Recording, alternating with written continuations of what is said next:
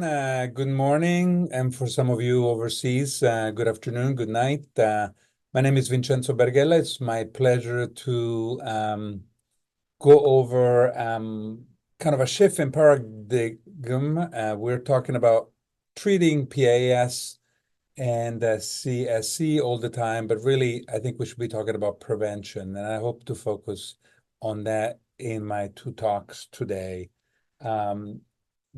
I have nothing to declare. Obviously, I do some editing work and research. And again, I want to focus today on prevention. Prevention is so much better than treatment or cure. And for Akria in particular, for such a terrible consequence, I think we should talk more about preventing. I will talk about prevention of a C-section in general. So is that how we can prevent an accreta? If we decrease C-section, is that viable? I will try to make the point actually that I don't think C-section is going to decrease at all. In fact, probably going the other way. And then I think the true answer is that we need to find ways to do a C-section in better ways to prevent a cesarean scare, ectopic, or placenta accreta. And I will cover some of that in the next lecture as well. So the story is that I have 4 kids. The first 2, they were trial of labor. The second one was a trial of labor after C-section. Both arrests in the second stage for 5 hours plus. And despite their mom's wish to deliver vaginally, my wish to deliver vaginally, no go to C-section. And then I'm remarried. I have 2 young ones. And my wife wanted to have cesarean delivery on maternal request, and the point here is that all 4 are doing well, and C-section was not the end of the world. In fact, the third kid is called Cesare. I think cesarean is in our blood, and again, I'll go over data and try to make you think differently because we have changed. We used to not brush our teeth, and now we have plenty of randomized trials and Cochrane reviews saying that we should brush our teeth. Hopefully you have flossed this morning like I did, because again, there's lots of information that flossing works. So we should lead an evidence-based life, both at home and at work, and be open to change when new data comes in. So the first part is preventing it of C-section. There's lots of data. This is probably the most quoted effort by ACOG and SMFM, certainly big one here in the US. Obviously, if you decrease labor arrest, breech, and non-reachment field testing, you can make a big dent in C-section. And that's what experts have done, and we have helped here. If you are, wait during labor and give it a longer time, if you don't do a C-section, before active labor or 6 centimeters, if you don't call a failed induction too early, and you wait for adequate contractions, also in the second stage. We published this, which is one of my most quoted articles, even before ACOG and SMFM came up with this. And in the second stage, be patient. Obviously, if you wait 4 hours, for example, with an epidural and no lip, you're going to have less C-sections than if you call a C-section at 2 or 3 hours in the second stage. So many efforts, again, longer second stage, considering operative delivery, which would save a C-section, rotating the head if it's malpositioned in the second stage. We published a meta-analysis recently saying that that's effective and safe. Amnio infusion, scalp stimulation, and now actually with the ARRIVE trial, if you induce at 39 weeks, you can also decrease the C-section rate, doing a version for breech, doing an induction for fetal microsomia, twin gestation offering a vaginal delivery if the first baby's vertex. These are all things that would decrease the C-section rate. In fact, using midwives instead of us physicians, birth centers, and other issues related to social and legal aspects can decrease the C-section rate. I will cover labor and delivery, etc. But the point is that if we're looking at quality, at the end, we want a good baby and a good mom. And would you having a C-section rate of 20% versus me having a C-section rate of 30% really make you a better obstetrician than me? At the end, I think the best indicator should be the mom is safe and the baby is safe, and the mom in future deliveries, is not going to have a placenta accreta. I'm going to make the case in the next 10 minutes that actually the C-section rate, despite all these efforts, will not decrease. The C-section rate is now 32% here in the US. It's much higher in some Southern European, South American countries, China, etc. And because of the data I'll present to you, I don't think it's going to decrease. And this data was just published in Age-OG-MFM, the Pink Journal, by one of my collaborators, Wiki Adewale, and we'll talk about some preferences, the fact that birth weights are getting bigger and pelvises are not getting smaller. And all of this, it's either in the Pink Journal or in the Gray Journal.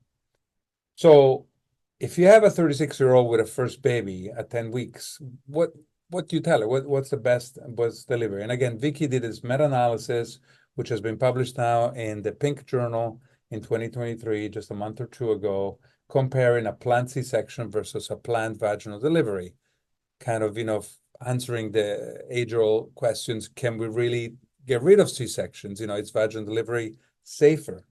And doing a meta-analysis of randomized trials represents the best data available. So that's what we did. Then we looked at the ultimate outcome of perinatal mortality. We looked at lots of other outcomes, maternal and baby outcomes, and we did a large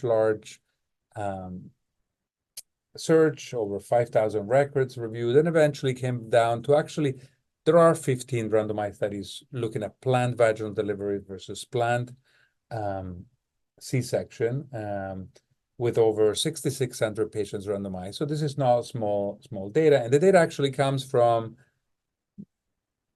South America, North America, Europe, Asia, Africa, really everything. And it is a little bit heterogeneous.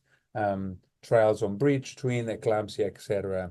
So not all low-risk patients, but patients that, because of whatever issues, as you can see in the slides, were offered being randomized to a planned vaginal delivery or a planned C-section.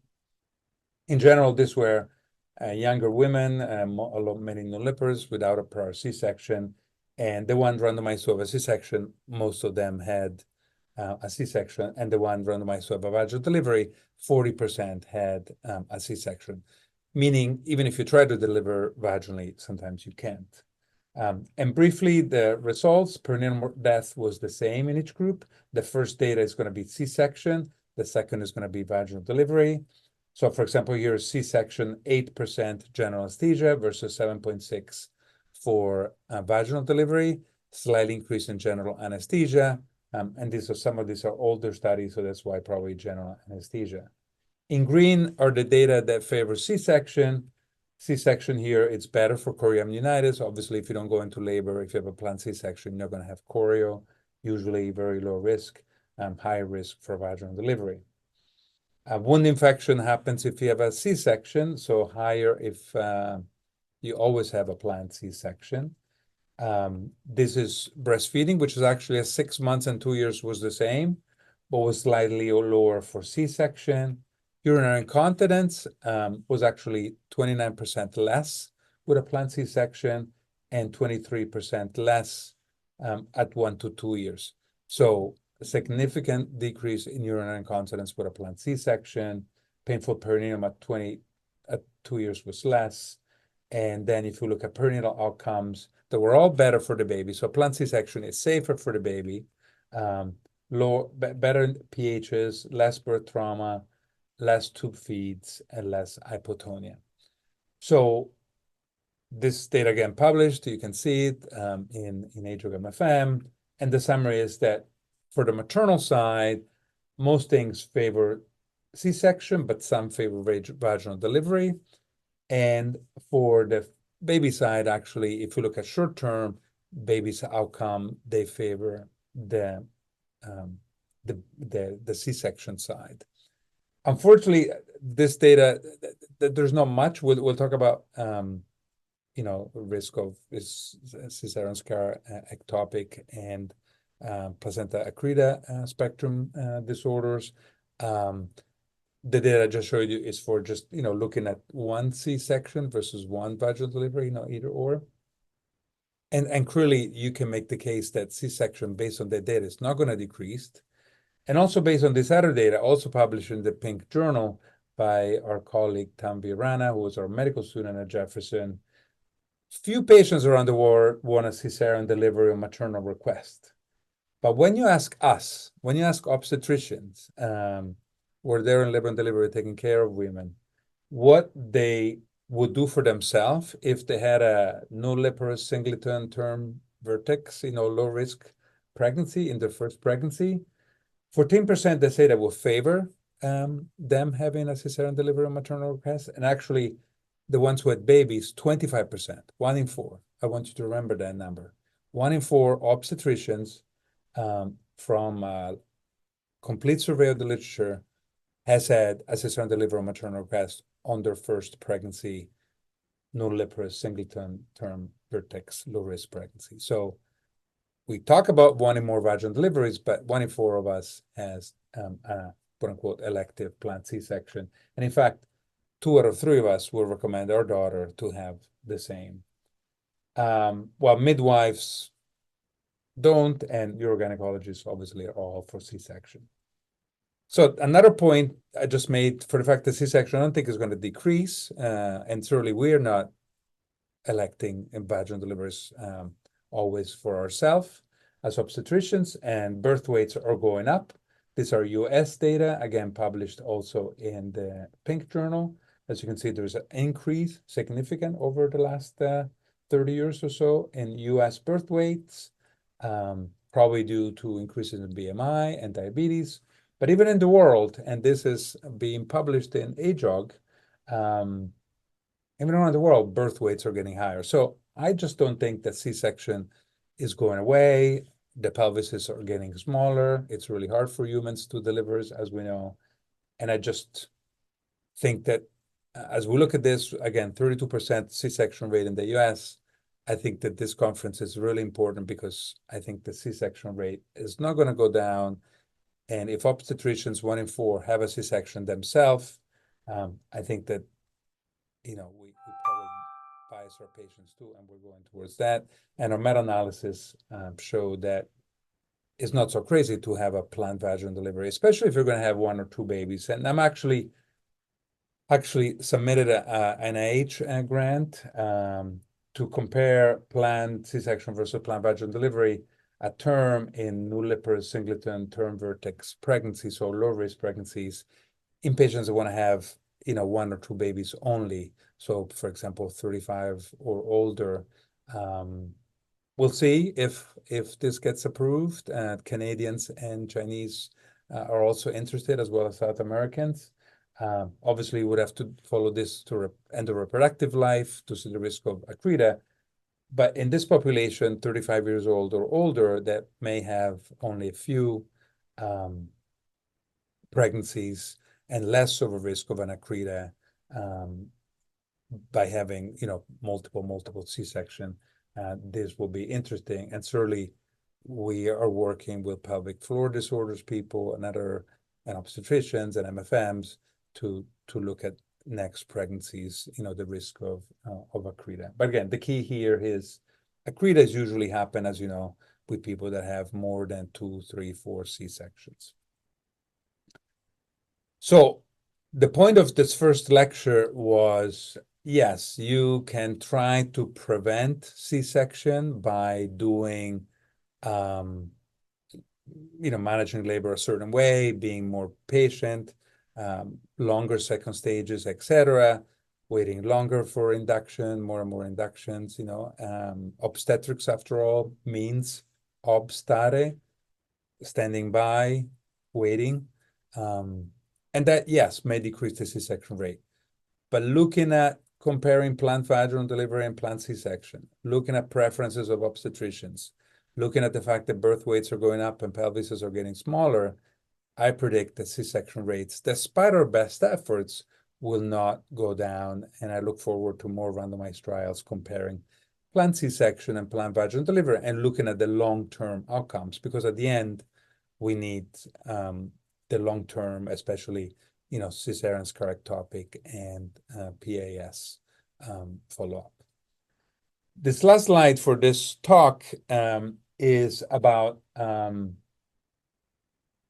what I think is most important in our discussion of preventing of cesarean scarectopic or placenta accreta spectrum disorder during the C-section, around the C-section. And I think that what we should focus on thinking of preventing an accreta. Preventing an accreta is not going to be done again by deleting C-sections. They will always be here, and I think there will be more and more.